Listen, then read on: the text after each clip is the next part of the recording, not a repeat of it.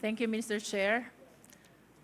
I wish to manifest that the refusal of Her Excellency Vice President Sara Duterte to take her oath in today's hearing in the conduct of inquiry in aid of legislation is an affirmation of her stand, her position during the budget briefing of the OVP. And this representation wishes to manifest that when the resource speaker does not take her oath, then it follows that whatever statement she will provide, we call it, it could not hold any water. That being not under oath, the same cannot be used as an evidence in any inquiry, in any proceeding, Mr. Chair. In other words, her refusal to answer in the last budget briefing of the OVP is tantamount to her stand in today's inquiry of refusing to take her oath. That is for manifestation, Mr. Chair. And with that, Mr. Chair, I wish to remind the committee, our esteemed colleagues, and the Filipino people of the constitutional mandate that public office is a public trust. When there is a question, we're bound to answer. We're bound to explain. As a matter of fact, no less than the Philippine Constitution provides, we are accountable to the Filipino people at all times. We are now confronted by the issue on confidential fund. And I wish to emphasize, ang confidential fund po ay pera ng taong bayan. And we owe it to the people to explain kung paano ito ginastos, saan ito napunta, and to be specific, sinunod po ba natin ang joint circular regulating the use of confidential fund.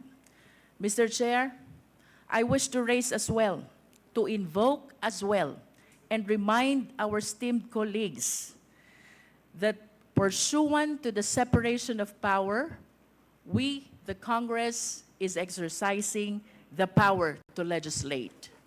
Under this power, we also have the power of the purse. We can amend, we can revise, we can approve, and we can disapprove the budget that was proposed to us by the executive.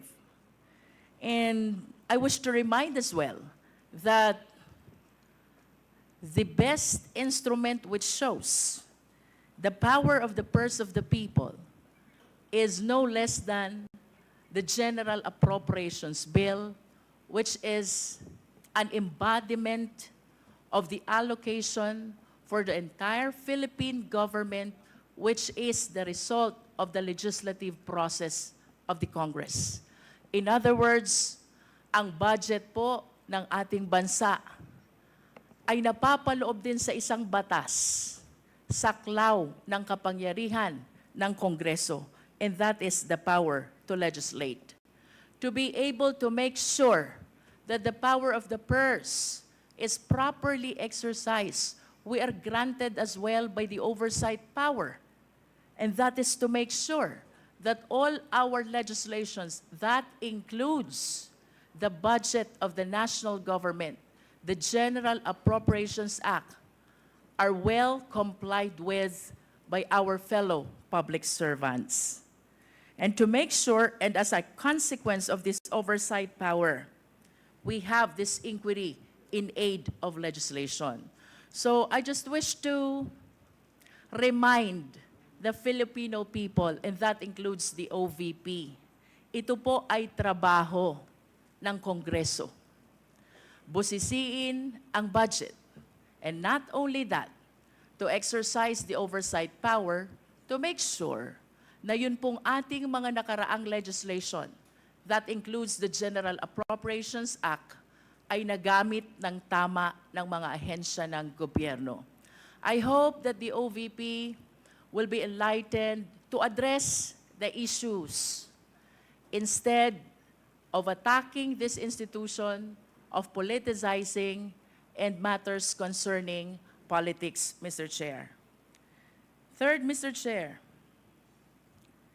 we should be uniform in the application of our rules. If we are guided by the constitutional mandate that public office is a public trust, if we observe malfeasance, misfeasance, and nonfeasance in the LGUs, as a matter of fact, we have pending inquiry in aid of legislation concerning LGUs. Kung iniimbestigahan po natin ang Office of the Mayor, kung iniimbigastahan po natin ang Office of the Governor, by equality under the law, we should conduct an investigation as well to the Office of the Vice President. And I wish to thank the Honorable Valeriano for taking a stand before the plenary to initiate this inquiry in aid of legislation to address the observation not only of this representation, but of our fellow members of the Committee on Appropriations about the irregularities which we have seen already in the disbursement of fund, as a matter of fact, not only of the confidential fund, but even the regular allocation of the OVP. With that, Mr. Chair, may I proceed to my question for the COA? Kanina Yes. po, But after your lengthy manifestation, you have already Mr. Chair. consumed 4 just minutes. one question, Mr. Mr. Chair. Mr. Just Chair, one question. Yes, the Honorable Marcoleta. May I offer a counter manifestation, Mr. Chair? Later po, 1 minute na lang po siya and then Kasi I will baka recognize. makalimutan yung continuity, yung flow ng discussion. I'd like to ask only, Mr. Chair, by way of manifestation, is there anybody who is questioning the power of the purse of Congress? Is there anybody who is questioning the legislative function and oversight function of Congress? Is there? Because if there is none, then we are not supposed to overextend the discussion or any manifestation because nobody is questioning that. And I think nobody could question that. Even the privileged speech of the Honorable Valeriano. I think the proper question there, the proper title is not asserting the power of the purse. We should not assert it because that power is inherent in us. Asserting or not asserting that power is of no moment. Yun po ay birthright. Yun po is inherent right of Congress. And let me make of record, the office of the Vice President, to my mind, did not undermine the power of the purse. When she personally came in the first hearing and presented herself, including the budget by way of a PowerPoint presentation, she made a presentation, Mr. Chair. And after that, she made a categorical statement that she said, I forgo, Madam Chair, I forgo my opportunity to defend the budget of the Office of the President by way of question and answer, and instead I leave it to the discretion of the House of Representatives on their decision to decide on the proposal as presented. This is a very respectful answer, Mr. Chair. I did not find any offensive remark in that particular statement. She gave the entire House of Representatives the entire discretion and the entire right to decide on the proposal she presented before us. Why would we blame her for saying that she disrespected Congress? No, sir. I think it was triggered by the fact that questions were asked in relation to the confidential and intelligence funds. To my mind, Mr. Chair, these particular funds were subjected to a notice of disallowance. But the notice of disallowance by its nature, by its very nature, Mr. Chair, is contestable. It is appealable. It is yet to be explained. And initially, as explained by the representative of COA, the notice of disallowance suffered by way of supporting documents. by way of non-compliance with certain requisites, what if the Vice President is able to provide all the supporting documents? What if finally she is able to come up with the requisites required in order for you to consider that all these funds are eventually allowable and they are not disallowed? And chances are she may be able to do that.